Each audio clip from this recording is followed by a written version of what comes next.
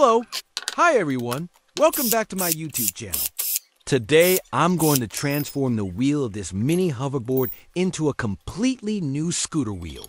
Not only will I replace the tire, but I'll also install a custom disc brake system.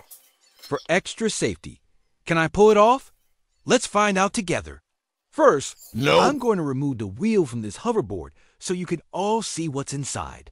Then, I'll look for a suitable tire and inner tube that fit the size of this hoverboard. Wheel, here's the disc brake kit I bought online. Now, I'll start installing it, making sure everything fits snugly and securely. And this is the back side of the hoverboard wheel. At the moment, I'm drilling a few additional holes around the wheel hub. The purpose is to add bolts to make the assembly more secure. Later on, I'll use these holes to attach the brake disc to the wheel. That way, once the disc brake is mounted, it will be held firmly in place without any looseness or shifting during use, ensuring safety when I ride. The scooter later on, I'll keep working on it and update you all with the results very soon.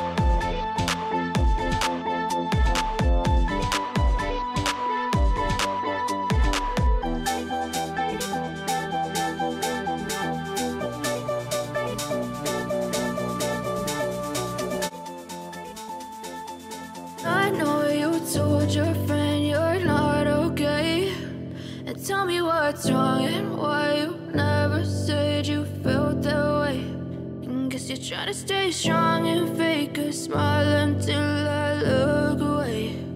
But I've known you too long, it hurts to watch your blue eyes fade to gray as you fade away,